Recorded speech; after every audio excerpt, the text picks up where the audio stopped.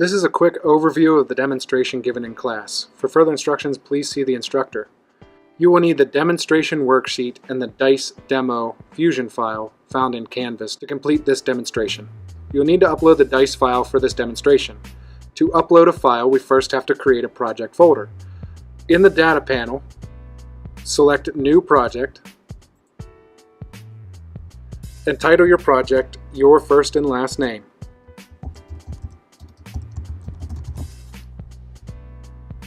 Hit enter and double click to enter the project.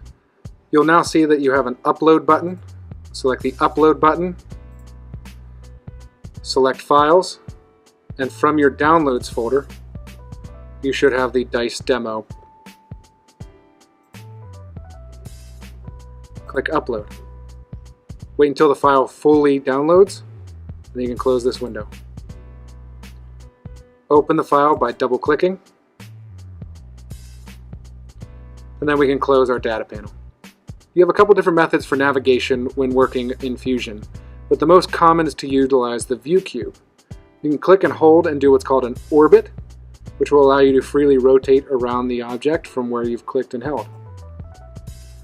You can also click the home button to return back to the original view.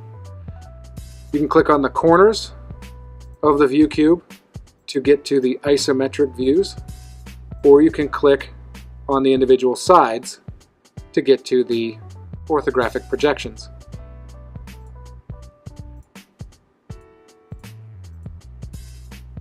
And again, you can click on the home button to return to the original view. Sometimes it is necessary to set a different view as your home view. You can set any view as your home view. In this instance, we're going to use the isometric corners to move around until we can see the side of the dice that has the number 5 on it. We're going to use the orthographic view here, and if you right click on the home button, you can set this as your current view.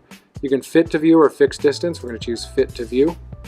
So now whenever I rotate away and I click on the home button, it brings me back to that side of the dice. To share a project, we go back to our data panel and in the project folder. So if you're back at the original one, you have to go into the project with your name, and in the project folder select people, and you want to type in the email address of the person that you would like to add. In this instance, you're going to add me, so you're going to add kplancinis@gmail.com and click the invite button. This will allow me to view your projects and help you if you ever have any problems. One of the most important things to do is save a project. And to save a project, you have a couple different methods. If it is a brand new project or you want to create a copy of the project, you can do save as. But because we've already uploaded this and have a project, we can click just the save button and you'll get a version description. The importance of creating a version is that if there is ever an issue with the file, you can go back to an older version.